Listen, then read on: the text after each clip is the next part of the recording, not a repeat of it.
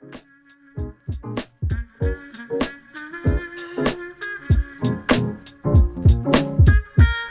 welcome to BVP Podcast. I'm your host, Aaron Cartwright, and today I'm here with Emily Huddleston, engineering teacher at the high school. I'm Kyle Middleton. I'm a senior at Bellville High School. I am one of the founders of the Charge Lit, and we placed third in the engineering showcase. I'm Alex Flores. I'm a senior at Bellville High School. I'm the co-founder of the Trek Tech Tactical Staff with my colleague and friend Drew Merle, and we placed second at the first annual engineering showcase at Bellville High School. I'm Cameron Schultz. I'm a senior at Bellville High School. I'm the sole creator of the 3D filament recycler. I placed first at the engineering showcase. Alrighty. So how did everybody enjoy the event? Winners and teacher. That's good. Yeah, stressful, definitely. Oh yeah. I think it was it's a great opportunity to get to see people come together and showcase their ideas, their products, and have experts actually review them and get to know people. Absolutely. Eventers and eventees thinking and brewing in there. I liked it a lot. Definitely made some good connections with some actual engineers. That would be your reference. I saw that. I saw the lunch when you guys, everybody thought that was really cool seeing inventors and students that want to become inventors all eating and just kind of like brainstorming around each other. Yeah, it's cool. Sure thing. It's just an overall great experience to have, especially before going into college and in the real world. So. Yeah, it gives you a lot more like a wider scope stuff, feeling so like in a little bubble about where everything's going on. Mm-hmm. Yep. But from up and coming inventors, let's ask you a few engineer questions. Imagine a world without bridges. How would our transportation system differ and change? Well, you would, first of all, you need bridges to get over bodies of water. So without those, you would have to have flying cars or hovering bodies that would have to cover those trenches. So yeah, it'd be pretty difficult to not have bridges in today's world. A lot of mud. Car washes would do better. Yep. I feel like boats would also be part of a big part of the transportation system, especially with like what are those where you drive on the boats? What are those called again? I forget. Like a ferry. Yeah. All like lights. Yeah. It'd be more effective systems with the ferries and stuff. A lot of canals, like a lot of Panamas, just scattered across. I like the ferry idea. I feel like that would be used a lot more, but I also feel like that would be a lot more like biohazardous. Yeah. Probably would disturb a couple little fish. I think it undo everything your inventing did. What's Shane? Okay. If you could invent anything to solve a problem at school, what would it be? And not just what you did, Cam. Oh, man. I think, so earlier in the engineering showcase, we actually had this group that sadly departed from the engineering, class, but they had a product where you essentially had basically Touch ID or facial recognition on the lockers. And I feel like implementing something like that inside the lockers, inside the school, would actually promote, ease of access and make it easier for students to get into the lockers and stuff. I feel like Bellville students would actually use the lockers. Yeah, about a second. I have never had, our grade was first people, we didn't have lockers at all because of COVID. Yeah. So people might actually start using lockers then. Yeah, I never used a locker throughout my entire high school career. My back feels it. Never once needed it. Here's just a question for you guys in general, kind of correlating to the event. Personally, within your own opinions, what was your favorite invention? What caught your eye the most?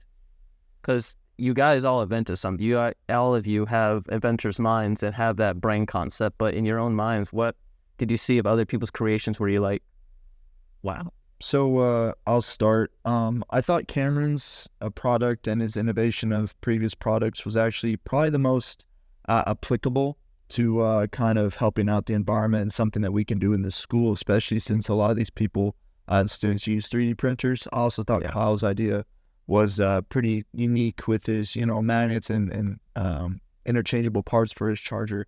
But, as the co-founder of the Trek Tech, I have to say Trek Tech has to be the best one. I mean, Of course. who doesn't love a good hiking experience, I really liked, they're not here right now, but they made the, what do they call their things? The cooler hat? So they designed a sort of attachment for hats to cool them down. I think with a little bit more technical innovation, theirs would probably be really, really There was a very rough prototype, but I saw the invention. Yeah, I see where that could go. This had a lot of technical problems, I feel like. Yeah, but that's also something that's hard to balance out because you got to balance out the accumulation of water after a time when it starts melting the ice packs and stuff like that. But I saw where it was going and I liked it. I would also agree with Alex on Cameron's project. Thank you.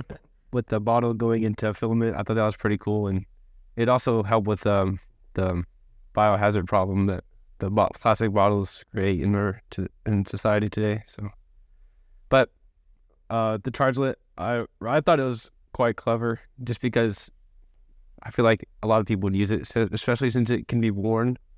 Not only can you use it as a charger, but it can be worn and add elevation to your. I'm not the only ones who didn't say their own project.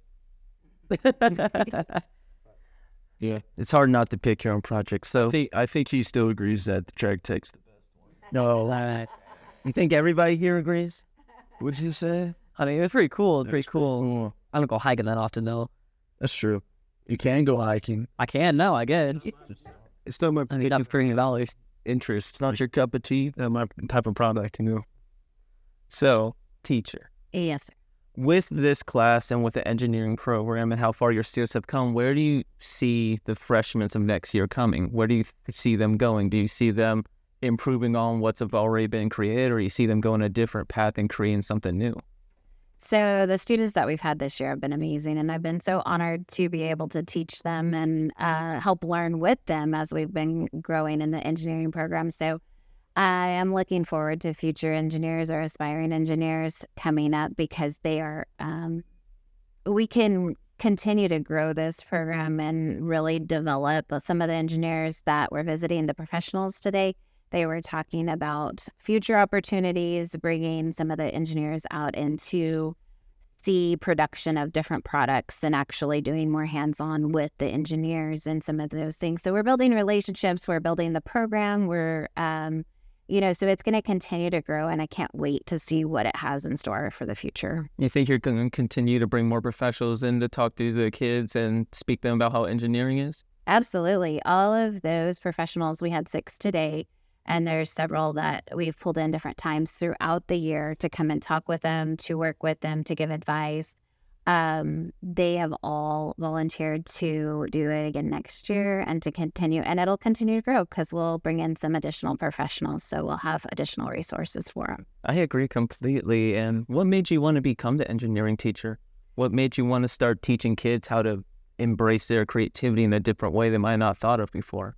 It's interesting. My career has taken so many turns, but I started out college going into engineering, and my school dropped its engineering program, and so I transitioned into business.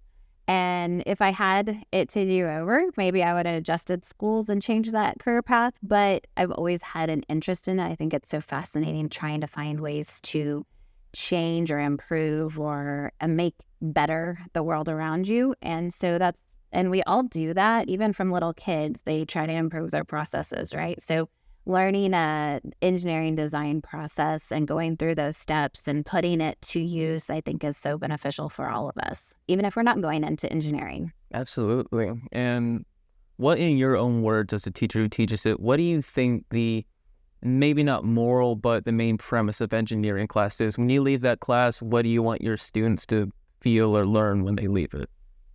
So I am very interested in setting them up for success in whatever career path they do choose. I love the engineering career path, but not everyone who's in our engineering group is going to go into engineering. But the opportunities to present, the opportunities to work in groups, to think through the process, to plan, to schedule, to do all the pieces of the engineering design process will help them in whatever career path they take. So I think the main piece that I see this pathway doing for our students is getting them prepared for the next step so they can become amazing, successful adults in the real world. So Absolutely.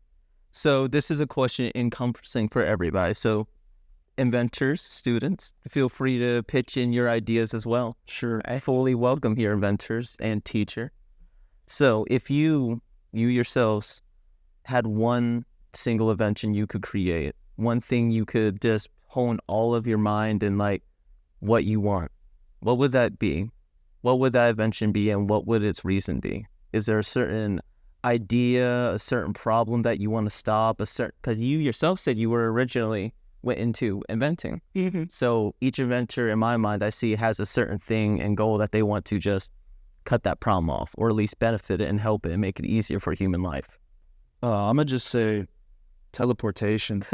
Well, especially since a lot of the world's problems with pollution and carbon emission comes from transporting in vehicles and stuff like that. I feel like if you get teleportation mainstream and all around the globe, then you're getting rid of that, not entirely, but you're basically minimizing it. So yeah, teleportation would be really, really cool. Who wants to spend an hour on the road to get from Bellville to Houston? Helping them. What if you had like health concerns? What if you like teleport and you start getting sick and like delirious or nauseous or something? Would you have to invent? Would you have to invent something? To the medical professionals to figure that stuff out.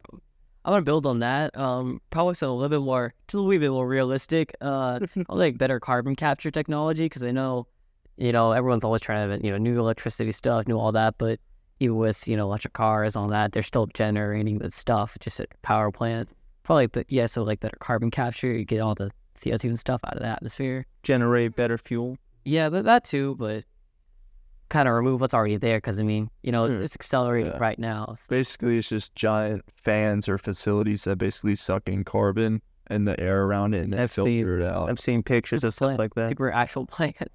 They actually have a giant project going on in Texas right now where they're building like the first facility for it. Yeah, that's what I was actually, because it's coming out too. I think it's interesting. I was on a conference call with a lady who is studying 3D printing bio data for potential, so people who need heart transplants or on waiting lists for transplants, whatever it might be. So they aren't to the organ level yet, but they could potentially get a 3D printed liver or a heart or whatever it might be, so that they can, because they don't have enough donors for all the people who need transplants. That's interesting. I thought that was really cool. I wonder how you 3D print something, a biomaterial that would work in a human body. It has to have cells in it, so they're printing it with living cells of the host, and it's really... Reminds me of that one research team that got a bunch of rat cells and is keeping it alive, Petri dish, and using it to play Doom. It's like 1 frame per minute, but like they're playing Doom on it. They're playing Doom off of what? The souls of rats? Cells. Rat cells, okay. Yeah. Agile atoms and molecular cells of a rat. Yep. All right, well, next question after Rat Doom. I do appreciate that. Again, a question for everybody here, because everybody said me as an inventor. I'm just the host. You're awesome. He's inventing a podcast. You are awesome. I'm inventing an episode right now, pioneering. What skills do you think are most important for an inventor engineer to have? Public confidence. Yeah, you can have an idea and you can, do as much research as you want, but ultimately when it comes down to it, your presentation skills, the way you pitch your idea to people, ultimately affects how successful you are with your product. Yeah, I think I would go with more of the brain aspect and go with like imagination and creativity. I feel like you have to have an imagination in order to be an inventor, because if you can't imagine anything, you can't think of anything, you won't be able to put it out into the world and help people or help with anything really. Yeah. So yeah, I feel like, I think there's a quote somewhere out there. It's like 90% of engineering is all creativity, and like the other 10% is just making it a reality. So yeah, I would have to go with probably the ability. I know it's because I'm cheesy, but the ability to like not give up when you're that close. Because anytime you come up with challenges and stuff, a lot of people just want to quit when they're right there. Next little tiny little change, the next little bit of creativity will get you there. Not giving up probably 80% of it. I feel like that put in really like a personal experience with yours, because I heard you were having major problems with the overheating and heating problems with your machine, and the solution came from you nearly giving up with it. Yeah, a large part of my actual presentation was me describing me not trying to give up, because kept having issues when there's a large internet out there that had it, but no one's really figured out what the problem was. Yeah, and so just experimenting with us. Yeah, so do you want me to get into that story? You can go ahead. So I had basically a thermometer that kept giving really weird reading and causing my machine to just stop working. I was about to throw part of it away and have to order another $50 part for it. But so I start taking the fan part off of it that was sitting on there to keep it cool and from overheating. And it started just working. Right. And I'm like, well, okay, that's weird. And so I mounted back on there a couple inches taller and found that was the issue, was fan shroud was being, we were pinching the wires, adding extra, I heard that you said there was a wire inside of it that was messing with it. Mm-hmm. Some of the wires were stripped bare a little bit. And it was coming in contact, so it was getting hotter and hotter. It was adding the resistance and causing it to just stop working. So the heat from the wires was conducting too much heat inside of it? Yeah, so the thermometer is essentially a resistor, sends more current back when it's getting hotter. And so when it was connecting to the thing, it was adding extra resistance. So it was essentially saying it was like 400 degrees when it was only 200, and it was causing it to shut down because it was like, oh crap, I'm going to catch on fire. Wow. Okay. So in your own way, it was stopping a worse problem from happening inside your invention, but at the same time, right, you couldn't know that at the time because it was so internal that you had to kind of figure out in your own way by letting it cool off, for example, letting it just kind of sit there and take a chill pill and take a break, to compare to just like keeping working on it, and eventually you were able to find that problem. I think that's awesome because 95% of eventing is kind of like that old kid's book, The Little Train That Could, just constantly pushing up an uphill hill, and when you finally get there, just ride the way down. Yeah. Take the idea until you find the next hill you got to get over. Yeah, really, because after I solved that, it was pretty much just, fixing it. Yeah, pretty much just putting the pieces together. It's like when you find the corners of a painting, you're like, or a puzzle, and you're just like, okay, well, now I fill it in. Or like when y'all finally learned how to solder. Yeah. With our project, we were going to do magnets originally, but we figured out when you solder to a magnet, it kind of demagnetizes it. So because of the heat from the soldering. Yeah, I had no idea it did that. So we had to implement a different design, 3D printed design, so we could allow for it to be worn and still hold different connectors to charge your phone. But obviously, we didn't get that far yet. But I was thinking about looking back into the magnets because I know they can work. But I thought you guys' invention was really interesting because it has a lot of potential to go with it. Like you could put from designs, you guys have the basic outline on the wire. All you can do is just slap on a thick bendable plastic thing on with a decal on it, and that could be the protector to a wire. I saw a lot of creativity already behind some that was made of creativity. Mm-hmm. Still a lot more you can add, even though it's close to being out of a prototype, and make an actual finished product of what it is, not just this wire that you put together. And I was talking to Dr. Panish, and a lot of people are really interested in a wearable charger. Something I could see any of the students at school, if they have their Chromebook charger, say, attached to their lanyard or where they're wearing it daily, it would be so, then you have your ID, you have your lanyard, and all you had to do was put that one thing around your neck to remember it all and help you charge your Chromebook. So I think all of you had amazing ideas. Me and Drew were lucky enough to not have any problems with our prototype. I just strolled through it, but I feel like that's our problem for messing with electricity. Electricity's hard. Yeah. A lot of electrons, neutrons, currents going in and out of each other. Oh, yeah. Yep. I begin to try to understand a lot of the theory stuff. It's easier not to in my head. That's why it's theoretical. Well, how about this? I'm going to ask you guys a question that kind of contradicts all the questions I've asked you before. Okay. I want to get you guys thinking. Can you think of an example of how engineers have impacted society in a negative way?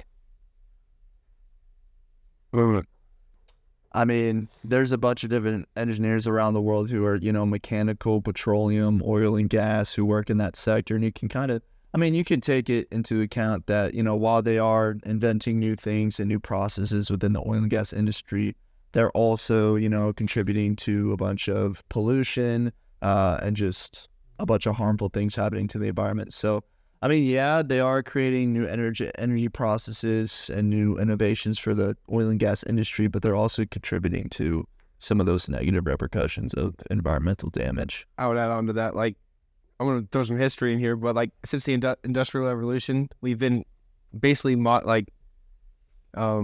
I don't know how we're getting more civil, so we're getting a lot more roads ever since then, and it's just we haven't like thought of the consequences of what we did. So engineers, all the way up until now, just started thinking about all the consequences that we've made since of all the inventions and stuff. Yeah, like, the industrial age. yeah. So I think we're just now starting to realize that our products are actually having consequences, and so I feel like that's one way that we negatively impacted, but we're starting to fix it now.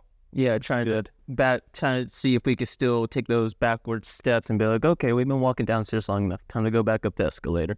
My thought to that is like that's kind of lazy engineering, not thinking of like all the possible aspects of it. It's like what the Romans used to do. You engineered a bridge, and you designed it, you built it. You stood under the bridge while the first horse cart went over it. I feel like lazy engineers are the people that affect the world kind of the most out of most people in the population, because they have the power crumble a building, collapse an entire bridge, Yeah, all it takes is one lazy engineer and a whole block can go down. Yeah, the incident that just happened with the boat taking up I was gonna remember that, but in taking up the bridge. But God, I remember as soon as that happened. Yeah. 2 hours into my English class, I just remember even the teacher looked up and I was like, oh, well, Jersey's having fun now. somebody didn't do their own work. It was Jersey, I believe, where that happened. Or am I wrong? Somewhere like that. Maybe. It's somewhere in that area. Baltimore, I think you might be right. Yeah. Maryland, I think. Yeah. I'm surprised none of you brought up the nuclear age with Oppenheimer and his invention of literally Little Boy and Fat Man, because I feel like that was a really popular thing among inventors for like, well, I feel like that also brought just as many benefits though, because with nuclear power and all that, it's definitely. I know it's still kind of in its infancy, but it's definitely a lot more green of a power generation source than a lot of that. that's sure. So I mean, benefits came out of it. They kind of used it for a negative.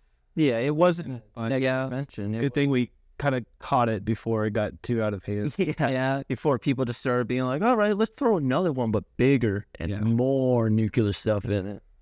And one of the big ones, like all of them have the benefits as well as the things that could be negative. And one of the big ones now is AI, right? With all of the things, the possibilities it's a really cool tool, but also the things that we have to consider what could go wrong, right? Yeah, completely. I think downsides to everything. every engineer should always consider the downfalls with their invention. With every invention, in a way, is a double-edged sword, because even if it's not going to hurt you or someone else, there's still going to be some hiccup that thing has, and you should always be prepared for that. It just boils down to the idea that all your actions have consequences. It's lifeless. It's very important for humans to remember that. So, here's a career question for you guys. Which engineering field interests you the most so far, and why? So me and Kyle right here are interested in going into aerospace engineering, which is basically the development and design of aeronautical and astronautical flight systems and bodies such as, rockets and airplanes and things like that. Basically all aviation and flight related sectors. So, like actual rocket science? Yeah. Oh, yeah. And like your NASA's, your SpaceX's. We're about to go into a unit over rockets. So our last unit for the year will be over rockets. So we'll get to do some aeronautical engineering. Yeah. I'm thinking about going into environmental engineering, obviously with stuff that I make, but I'm also interested in mechanical. It's like we need a little mix of the both, make stuff to help the environment, all that. I think that's awesome. Well, you guys have been wonderful, and thank you so much for coming up. Third, second, and first place winners of the engineering event engineering showcase of your inventions. Thank you for having us. Yeah, anytime. I'm being here. Thank you for watching BVP Podcast. I'm your host, Aaron Cartwright, and I hope you have a great day. It's a great day to be a brain month.